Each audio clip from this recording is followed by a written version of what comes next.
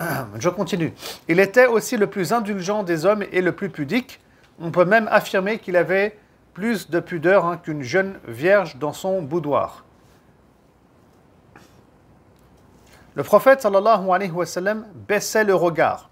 Ses yeux étaient plus rivés vers le sol que vers le ciel. Son regard exprimait généralement l'observation.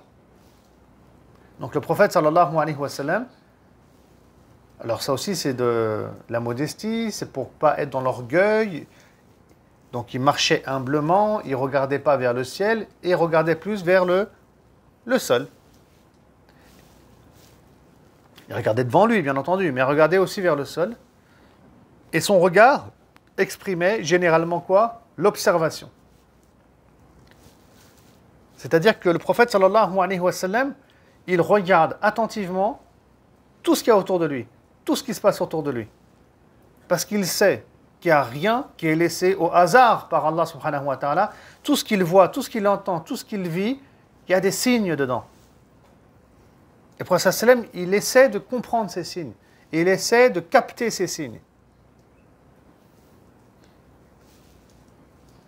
D'ailleurs, je vous raconte une histoire ici rapidement.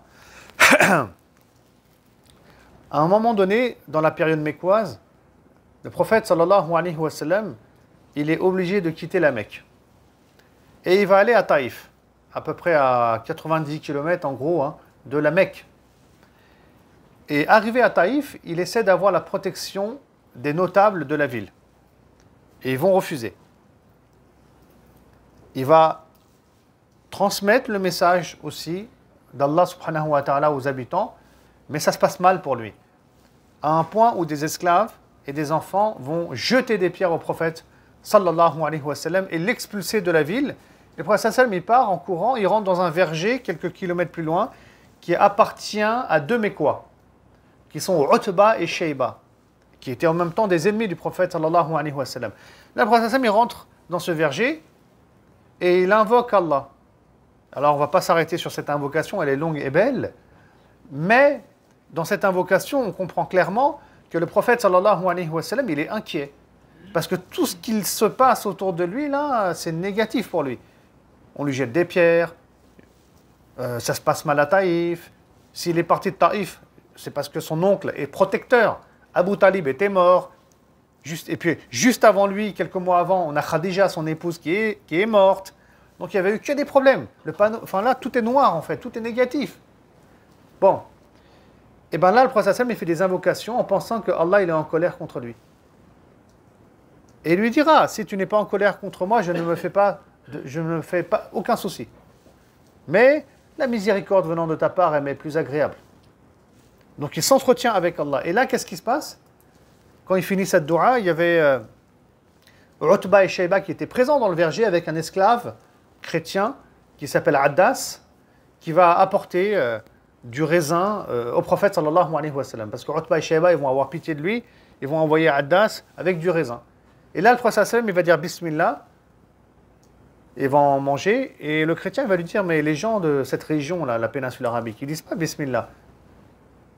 Le prophète sallallahu alayhi wa sallam, il va lui dire d'où tu viens, et lui il va dire, voilà, moi je viens d'Irak, de Ninive. Donc il y a une discussion qui s'enclenche. Et le prophète sallallahu alayhi wa sallam, il explique qu'il est prophète, comme Yunus, prophète en Irak, que connaît Addas. Et à la fin, Addas, il embrasse l'islam, il embrasse le prophète sallallahu alayhi wa sallam. Utba et Shayba, il le rappelle à l'ordre. Et là, le prophète sallallahu alayhi wa sallam, il décide, il était accompagné de son fils adoptif Zayd, il va lui dire, écoute, t'inquiète pas, on retourne à la Mecque, il n'y a pas de problème. Et dans ce que je viens de vous raconter, le prophète sallallahu alayhi wa sallam, il a eu une réponse à son invocation. C'est-à-dire qu'il sait avec certitude qu'Allah n'est pas en colère contre lui. Comment? Parce que quand il finit sa dua, il n'y a pas eu un tremblement de terre et il meurt. Il n'y a pas eu une tempête, un ouragan.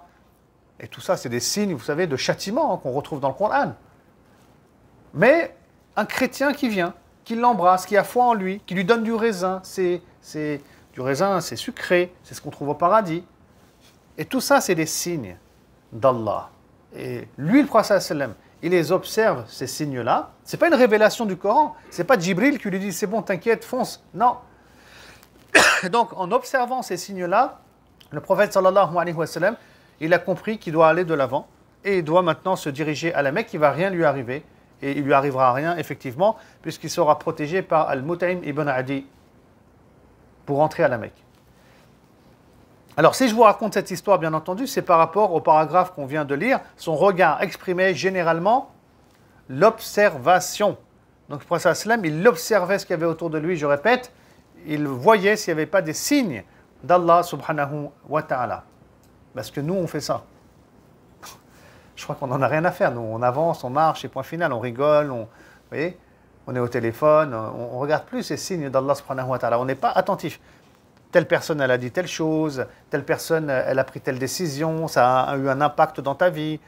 Toi, tu vas dire, j'ai pas de chance, ou je suis nul, ou je ne suis pas assez intelligent, il faudrait que j'utilise telle stratégie, etc., etc. Vous voyez. Donc, voilà. Pensez à observer absolument tout ce qui se passe. D'ailleurs, rien que le fait que vous soyez présent ici, ce n'est pas dû au hasard. Allah subhanahu wa ta'ala vous a amené ici, il vous a orienté vers ce séminaire. Peut-être que certains d'entre vous, j'imagine, ne connaissaient même pas le centre Tawhid, ne connaissaient pas Shatibi, ne me connaissaient même pas moi. Donc, il n'y a rien qui est laissé au hasard par Allah subhanahu wa ta'ala.